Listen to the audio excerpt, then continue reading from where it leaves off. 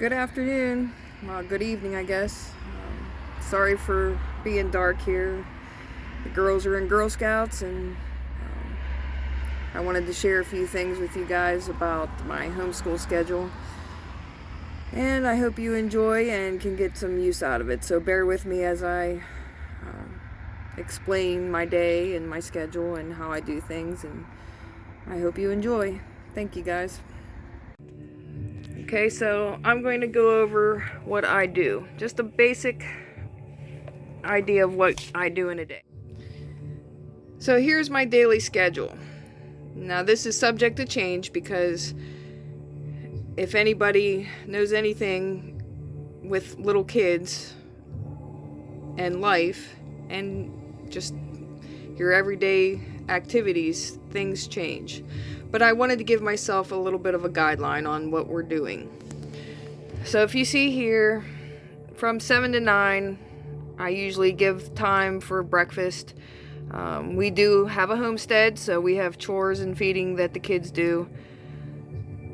So I like to have all that done by 9 o'clock. At 9 o'clock, we have a little opening with everybody together. So this includes, my little ones are learning the days of the week and the months of the year and that sort of thing. So I have the little ones tell me what the day is and the date is. We also do a word of the day.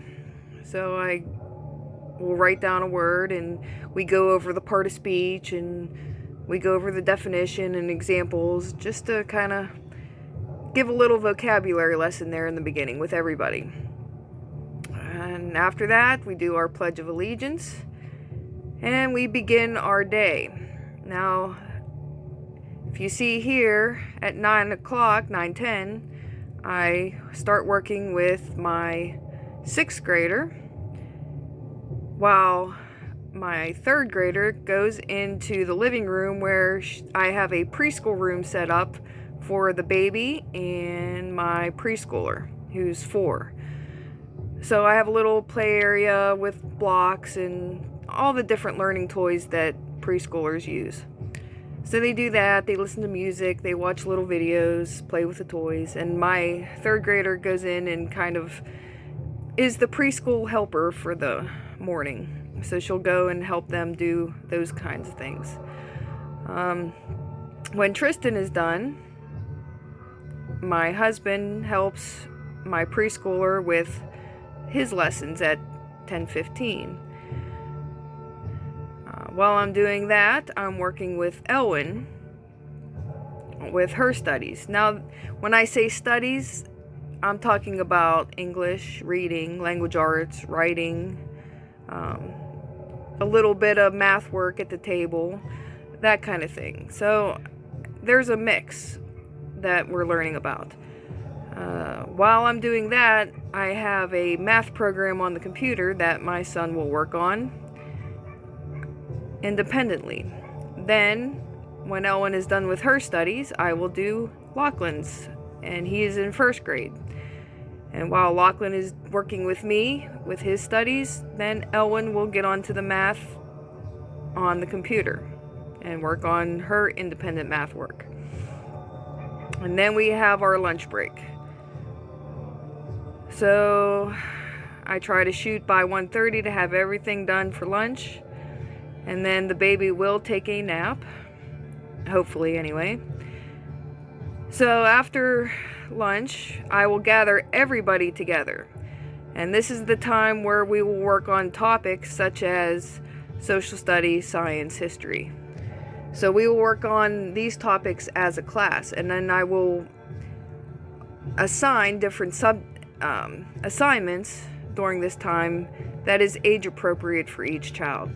So, for example, we're working on World War I as a topic, and I'll print out different pictures, such as a World War I horse and a soldier for the preschoolers and maybe the 1st grader to color, while I'm discussing some of the different topics that we're learning with the older kids, so that they can still be involved even though they might not understand everything we're talking about. And I still try to include age-appropriate conversation with them as well.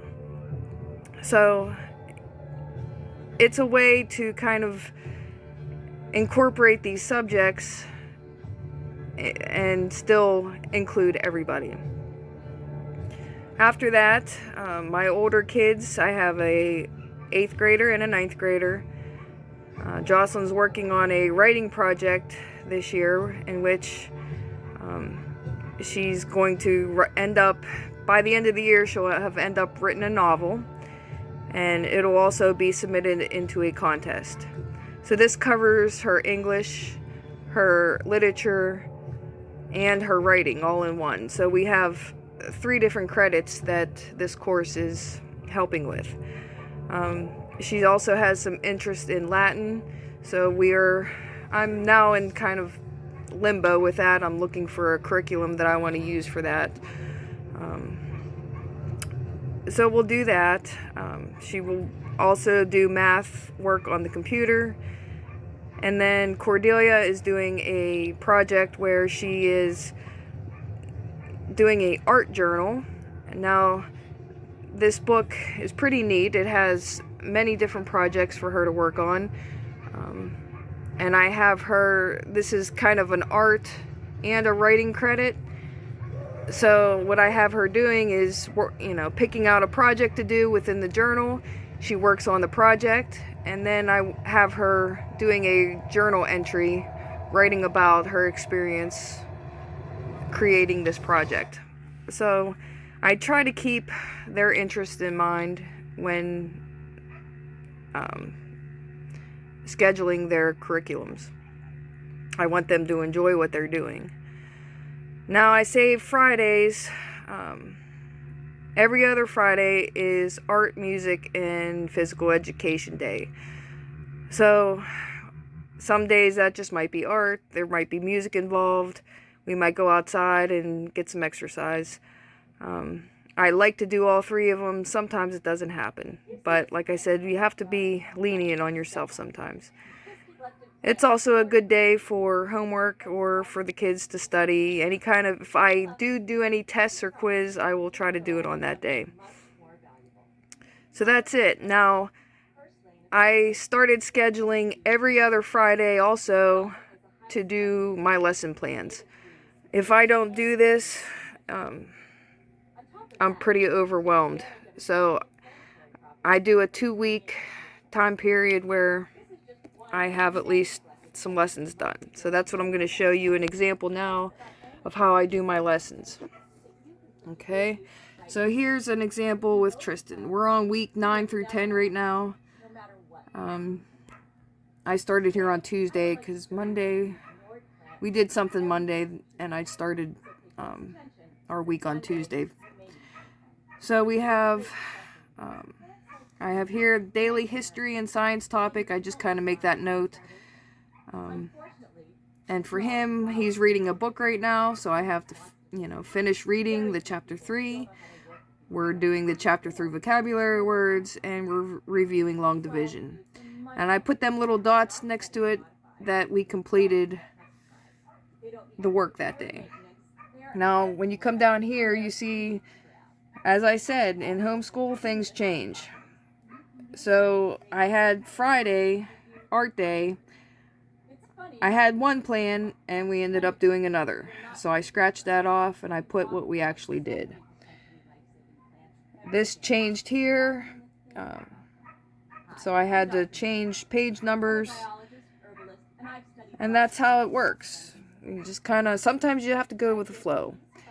And if there's something I didn't mark that we didn't finish that week, I will then transfer that onto the next week so that we can finish it the next week. So as you see, I have Tristan's work. So here, when Tristan comes out at 9:10, and it is now Tuesday, November 9th, that's what we start working on. Okay, now like today, we didn't get to the Constitution. We have a Constitution workbook that we've been working in, and we didn't get to that today, so I will work on that the following week. And we have Elwyn's lesson plans. As you see, I already made changes. Within here, I added that she read a book of choice, so we added that into the lesson plan. I did some changes because we did other things. So yes, you have to go with the flow with these things. Now, as you see here, with my first grader, I kind of just have general we have a, first grade curriculum workbook, so we work in that. We review sight words every day, we review our numbers every day, we read daily. So his is kind of straightforward, but I do make a little lesson plan for him. So it's week 7, 8, as you see, so on and so forth. And the girls, let me see here, the older girls, I'll show you.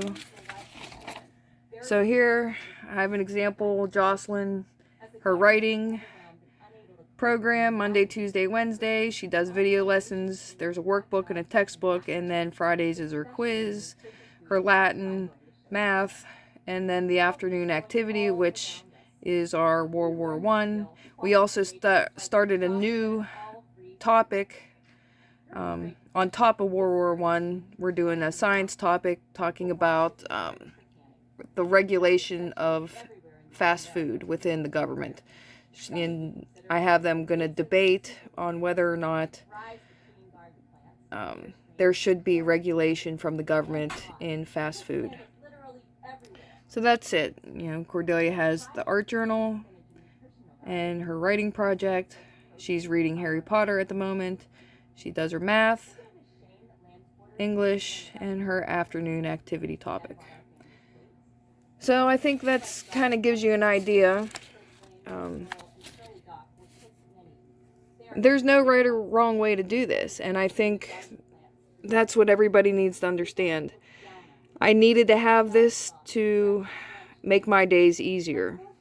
Some people can just, open a book and just start the day. Especially if you only have 1 or 2, this might not be necessary.